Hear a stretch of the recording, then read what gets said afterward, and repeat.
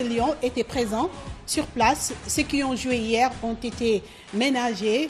Ils ont un peu suivi les instructions du sélectionneur national. Il s'agit d'Aliou Cissé, des Lions qui sont quand même confiants, surtout après cette belle victoire face à la Tunisie. Oui, c'est vrai, la victoire est toujours belle. Oui. Mais je pense que, heureusement que l'encadrement a pris conscience qu'il y a quand même quelques problèmes de gestion, notamment du bloc de défense du Sénégal. Et c'est lui-même qui le dit. Et c'est heureux qu'avec la victoire, il n'a pas été, disons, j'allais dire, décalé par rapport à la production. Et j'ai été heureux de l'entendre dire que ce qui s'est passé dans sa défense ne lui plaît pas du tout. Du tout. Et c'est très bien qu'il en prenne conscience parce que on n'a pas compris le comportement de Koulibaly. Pourtant, c'était un très bon défenseur. Bon, apparemment, il était un peu perdu. Il perdait ses duels, il perdait des ballons. Mais il n'était pas quand même à 100% de ses capacités. Oui, justement. À ce niveau-là, on n'a pas le droit. Ça paye cash. Non, oui, on n'a pas le droit. On est à 100%, on joue. On ne l'est pas, on ne joue pas, quel que soit le nom qu'on porte. Donc, voilà, ça a créé des difficultés énormes. Et chaque fois que les Sénégalais qui avaient, à un moment donné, donc reculé, pourquoi ils ont reculé? Je ne sais pas. Est-ce que ce n'est pas la sortie de Baldé, Diao Baldé, qui, lui, chaque fois qu'il avait le ballon, accélérait sur ses flancs. Oui, donc, puisqu'il est sorti, disons, ces accélérations n'existant plus, les défenseurs se sont sentis libérés et ils sont venus vers disons, la surface du Sénégal. Malheureusement, le Sénégal, ayant choisi de ne jouer pas, aurait dû utiliser cette posture pour lancer des contres. Et malheureusement, voilà, mais malheureusement, ils se regroupaient derrière et après ils cherchaient plutôt à sortir par le jeu court. Et rataient pratiquement toutes ces relances-là. Et ça me paraît dangereux. Et franchement, je souhaite que toutes ces incorrections-là soient corrigées par l'entraîneur et le banc en général. Ce qui est certain, c'est que nous n'avons pas le droit d'avoir fait des fautes de cette nature. À ce niveau-là, des footballeurs professionnels doivent pouvoir comprendre à quel moment on doit reculer, à quel moment on doit se regrouper, à quel moment on doit transmettre. Mais si à chaque fois... Parce que hier, la vérité est que nous avons eu la chance que notre adversaire était maladroit. Parce que s'il y avait de la réussite, il marquait au moins 4 ou 5 buts. Voilà. D'accord, donc automatiquement nous vous proposons la réaction du sélectionneur des Lions. Il s'agit d'Aliou Cissé qui revient sur cette rencontre face à la Tunisie, qui tire quand même les leçons, mais également qui se projette face au Zimbabwe. Le Zimbabwe, les Bravarios qui, il faut le noter, ont tenu quand même tête à l'Algérie. D'ailleurs, c'est la favorite de cette poule B. Aliou Cissé avec Aïcha Kamara et Gilbert Carvalho. On a pu marquer un pénalty mérité et puis ce coup de pied arrêté. L'importance des coups de pied arrêtés dans cette canne-là, au haut niveau, je crois qu'on a excellé là-dessus. On a fait plutôt une bonne première mi-temps. Deuxième mi-temps, ça a été beaucoup plus difficile. La finalité dans le football, dans le sport de haut niveau, c'est la gagne. Et aujourd'hui, quand je constitue une équipe, c'est pour gagner. Quand je fais des remplacements, c'est parce que tout simplement en interne, je me rends compte que d'autres ne peuvent pas avancer. Donc je fais ces changements. Voilà, il explique peut-être pourquoi certains ont décrié le remplacement de Diao Baldé Keita par Ismaïla Sarr, un peu le faux follet des Lions du Sénégal. En tout cas, lui, il est logique avec lui-même, Aliou Cissé. Cette fois-ci, je vous propose la réaction d'Abdoulaye Diallo. C'était l'homme du match de cette rencontre Tunisie-Sénégal, toujours avec nos envoyés spéciaux à Franceville. Aujourd'hui, on a gagné, c'est bien, c'est important de commencer par une victoire. Maintenant, le deuxième match, il est tout aussi important, car en cas de victoire, on sait que ce sera une qualification pour le prochain tour. Voilà, maintenant, on va savourer normalement cette victoire sans aller dans l'euphorie et vite, dès demain, passer au match du Zimbabwe, qui est pour moi tout aussi important, voire encore plus important maintenant que le premier match. Alors, en attendant également que le Sénégal croise les Braves Warriors de Zimbabwe en première heure. L'Algérie, ce sera jeudi, hein, je vous le précise. Alors, l'Algérie va disputer certainement la seconde place en espérant que le Sénégal va continuer à conserver cette place de leader. Va disputer la première rencontre avec également le voisin tunisien, Henri Kasperzak. Et voilà, il est assez amer face à cette défaite. Mais quand même, il pense qu'il reste beaucoup d'espoir pour la prochaine sortie de l'Algérie.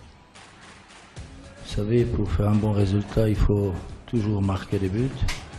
Et les Sénégalais, ils avaient plus de chances à marquer sur les coups de pied arrêtés, mais ça compte énormément parce que après ces matchs, ils seront satisfaits de la victoire. C'est une belle équipe sénégalaise, formée par les joueurs, je dirais, des qualités.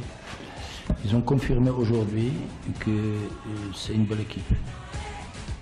Alors, Henri Kasperzak qui reconnaît qu'il a quand même fait face à une très belle formation. Et ce n'est pas pour rien que le Sénégal figure parmi les premières nations africaines. D'ailleurs, il occupe la première place suivant le classement FIFA. Oui, il a raison. Le Sénégal a une belle équipe parce qu'il y a de grands joueurs. Et apparemment, bon, l'encadrement est dirigé par des garçons qui connaissent la CAN.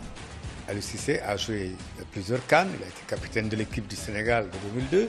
Donc, ce n'est pas n'importe quel groupe. Maintenant, il faut que, j'allais dire, que quelques fautes ne soient plus commises. Ce n'est pas permis dans le haut niveau. Parce qu'on a remarqué que le Zimbabwe a des attaquants, ou plutôt des joueurs qui sont très véloces, face à de grands gabarits comme les Karambot, les Kalidou Koulibaly. Oui. Il faut faire très attention. S'ils n'ont pas eu peur de l'Algérie, ça veut dire qu'ils n'auront pas peur du Sénégal. Absolument. Donc, il faudra faire très attention. Surtout qu'il y a deux ou trois joueurs parmi eux qui sont plus devant. Moi, je ne les connaissais pas, mais en tout cas, ils ont le niveau pour jouer dans les plus grandes équipes du monde. Parce que, en fait, ces garçons-là avaient pratiquement battu l'Algérie. Le but algérien, le but d'égalisation de l'Algérie. En réalité, oui, c'est une occasion des Warriors. Ouais. Le garçon qui se retrouve à 2 minutes de la fin face à un gardien et face à un partenaire à lui, a préféré... Ils pouvaient quand même tuer le match. Mais oui, ils avaient l'opportunité. Ils ont eu plusieurs occasions pour tuer le match. Ouais. Donc cette action-là, mais il y en a une autre. Ce fameux numéro 20 ou numéro 10 qui a fait la grosse frappe au départ et qui s'est retrouvé balle au pied dans la surface de réparation, il a pu éliminer tous ses adversaires. Et il a fait face au gardien de but. Il a manqué de lucidité. Parce qu'au moment de frapper, il mime la frappe, il ne la fait pas. Et il oblige le gardien à changer de position et il met le ballon tranquillement dans les buts. Donc, cet adversaire-là, il faudra... La chance que nous aurons, c'est que les deux autres jouent avant. Ça peut donc, disons, orienter les Sénégalais quant à leur comportement dans ce second match. Par rapport aux Braves Warriors. Oui, parce qu'il y a l'Algérie et la Tunisie jouent avant. Donc le Sénégal, avant d'entrer dans le terrain, aura ce résultat. D'accord. Donc le résultat peut influer sur le rencontre de la journée. Absolument. Et ça, je pense que l'encadrement et les joueurs sont suffisamment mûrs pour voir sous quelle forme ils vont aborder ce type de match. D'accord. En attendant, nous restons à Franceville. C'est pour vous replonger dans cette rencontre Tunisie-Sénégal avec l'apport, la mobilisation du 12e Gaïndé local. Et c'est l'affaire de Maodo Malick Thiandoum. En attendant l'arrivée du 12e Gaïndé et du club Alekaza, les Sénégalais du Gabon ont sonné la grande mobilisation. Parés des couleurs vert, jaune et rouge, arborés avec fierté, ils ont rallié le stade de Franceville à pied, voire en bus, en mettant le maximum d'ambiance.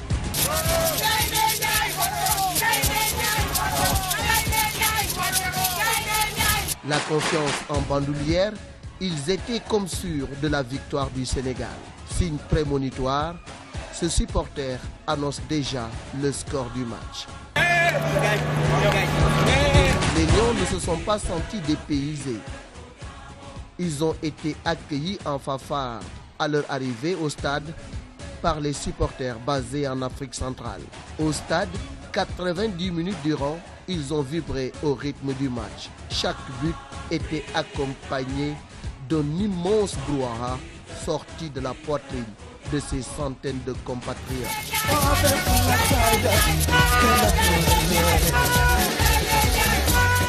Le 12e Gaïndé est attendu ce mardi au Gabon. D'ici là, les Sénégalais de la diaspora de l'Afrique centrale assurent le spectacle. Et ils ont apporté leur pierre à l'édifice. D'ailleurs, le Lion a rugi hier face aux Aigles de Carthage. Ils les ont complètement déplumés. Au Sénégal également, les Sénégalais, les citoyens suivent l'actualité des Lions. Chacun à sa façon. Fatima Silla est allée auprès de quelques-uns de nos concitoyens et ils reviennent sur comment est-ce qu'ils vont s'organiser par rapport à cette Coupe d'Afrique des Nations. Reportage. Cannes, ça se vit aussi dans les lieux publics. Beaucoup de personnes préfèrent être avec des amis pour suivre les matchs. C'est le cas d'Abdou Ndiaye, trouvé dans un de ces lieux. On est là au Terroubi juste pour regarder les matchs de temps en temps. On est chez nous, mais des fois venir dans les lieux publics pour écouter les commentaires des uns et des autres, c'est intéressant quand même. Voilà, c'est pourquoi de temps en temps on est là au Terroubi ou bien au Radisson, ou bien même au Grand Théâtre, des fois pour regarder la télé, et voilà. Même situation pour ce monsieur trouvé juste à côté. Nous sommes au Terroubi. Les matchs, on les regarde, en fait, déjà, ce ne sont pas tous les matchs qu'on regarde. Moi, personnellement, je regarde que les matchs du Sénégal. Un choix qui fait l'affaire des gérants de ces places publiques. Bien sûr, nous préférons ces matchs. Wow. Am na ñi ñëw fi di seetaan match franchement. En plus da ngeen di jaay année bu baax. Chiffre d'affaires bi daal moom mu maîtriser ma côté boobu mais en tout cas daal gaañ a ngi ñëw daal. Donc c'est parti pour un mois de match et chacun a sa manière de suivre en direct la. Et les 14 millions de Sénégalais seront derrière leur équipe nationale.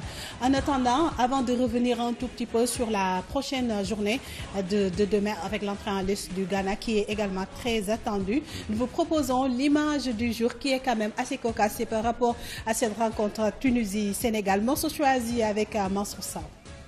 Cette passe de Sneaky pour Moussaki, elle est tout simplement merveilleuse. L'attaquant de l'Erouya au Qatar n'arrive pas à tromper le gardien Abdoulaye Diallo. Une autre question, Soulé, combien de sacrifices pour tous les poteaux, combien de sorts ont été jetés? C'est ce qu'on posait comme question. Vous avez peut-être un secret, des poulets, des moutons, des oiseaux. Dites-moi un petit peu. Combien de mèches de cheveux ont été plus réalistes qu'eux? Tout simplement, il n'y a pas de sacrifice. Pas de réalisme. Si c'était le marabout, on aurait été champion d'Afrique depuis longtemps. On le prend vraiment à la rigolade. Alors, vous l'avez vu, hein, une belle répartie de Souleymane Diawara, l'ancien international sénégalais, par rapport à ce commentateur de la chaîne Being TV, qui pense quand même qu'il y a l'aspect mystique qui a prédominé lors de cette rencontre Tunisie-Sénégal. Il demande combien de sacrifices on a fait. C'est son avis, il faut le lui concéder, c'est tout. C'est aussi simple que ça. Il a le droit de le dire, il l'a dit, mais ça ne dérange personne. Vous croyez à l'apport du mystique? Vous avez été en équipe nationale, vous avez été attaquant des Lions du Sénégal. Lors de cette rencontre, est-ce que le mystique a prédominé ou bien les Lions ont été valeureux absolument? Si on était si mystique que ça, on aurait été champion d'Afrique parce qu'on avait une belle équipe, on avait de bons joueurs et on a pris 2 buts. Bon, c'est peut-être si mystique avait existé, en tout cas ce serait contre nous. Puisque les 2 buts qui nous ont fait perdre cette Coupe d'Afrique-là, c'est même pas des occasions de but, c'est des ballons qui sont rentrés comme ça dans nos buts. Et puis à la fin, à 1 minute de la fin du match. Donc s'il y avait mystique, c'était peut-être les autres contre nous. Voilà, bon, est-ce que nous, on avait des marabouts capables de... Je sais pas. En tout cas, moi, un marabout n'a jamais fait gagner un match de football. Le mystique n'a rien à voir avec tout cela. Mais c'est culturel chez nous. Nous parlons de sport, quelque chose d'assez rationnel. Donc les Lions ont largement mérité leur victoire face à la Tunisie. C'était l'image du jour. Alors nous allons revenir un tout petit peu de façon très ramassée en quelques secondes parce que le temps qui nous était imparti est complètement épuisé. Sur la prochaine journée avec à 16h la sortie Ghana-Ouganda. Ouganda également, on le surnomme le petit poussé de ce groupe. Tu l'as annoncé, il faut faire très attention. Il y a un nivellement maintenant. C'est un nivellement? Oui. C'est une évidence parce que c'est le football qui a complètement changé. Aujourd'hui, moi-même, j'ai reçu une dame chez moi qui vient de très loin avec son fils pour me supplier de faire de son fils un footballeur. D'accord. Voilà, donc c'est la mode. ça c'est plein d'argent. Mais on peut s'attendre quand même à une victoire des Black Stars. Ah oui, mais moi je n'ose pas le dire. Et Mali-Égypte, votre pronostic? Le Mali a de très bons jeunes joueurs. L'Égypte, je ne les ai pas vus depuis longtemps. Mais ils ont toujours eu l'avantage de jouer ensemble parce que les meilleurs Égyptiens sont toujours en Égypte. Dans le championnat. Donc voilà, dans le championnat égyptien. C'est un peu ça leur force. Maintenant, le Mali a des jeunes très talentueux. Alors moi, de cette canne-là, il y a tellement d'insolites. Elle est ouverte. Oui, totalement, c'est inédit. Merci beaucoup. Je crois qu'il n'y a jamais eu de canne comme ça. En tout cas, merci beaucoup Yatma Diop. Merci beaucoup également aux annonceurs qui nous accompagnent depuis le début du Festival de Lyon, étaient présents sur place. Ceux qui ont joué hier ont été ménagés. Ils ont poursuivi les instructions du sélectionneur national. Il s'agit d'Aliou Cissé, des Lions qui sont quand même confiants, surtout après cette belle victoire face à la Tunisie. Oui, c'est vrai, la victoire est toujours belle. Oui. Mais je pense que, heureusement que l'encadrement a pris conscience qu'il y a quand même quelques problèmes de gestion, notamment du bloc de défense du Sénégal. Et c'est lui-même qui le dit. Et c'est heureux qu'avec la victoire, il n'a pas été, disons, j'allais dire, décalé par rapport à la production. Et j'ai été heureux de l'entendre dire que ce qui s'est passé dans sa défense ne lui plaît pas. Parce que hier, la vérité est que nous avons eu la chance que notre adversaire était maladroit. Parce que s'il y avait de la réussite, il marquait au moins 4 ou 5 buts. Voilà. D'accord, donc automatiquement nous vous proposons la réaction du sélectionneur des Lions. Il s'agit d'Aliou Cissé qui revient sur cette rencontre face à la Tunisie, qui tire quand même les leçons, mais également qui se projette face au Zimbabwe. Le Zimbabwe, les Bravarios qui, il faut le noter, ont tenu quand même tête à l'Algérie. D'ailleurs, c'est la favorite de cette poule B. Aliou Cissé avec Aïcha Kamara et Gilbert Carvalho. On a pu marquer un penalty mérité et puis ce coup de pied arrêté. L'importance des coups de pied arrêtés dans cette canne-là, au haut niveau, je crois qu'on a excellé là-dessus. On a fait plutôt une bonne première mi-temps. Deuxième mi-temps, ça a été beaucoup plus difficile. La finalité dans le football, dans le sport de haut niveau, c'est la gagne. Et aujourd'hui, quand je constitue une équipe, c'est pour gagner. Quand je fais des remplacements, c'est parce que tout simplement en interne, je me rends compte que d'autres ne peuvent pas avancer. Donc je fais ces changements.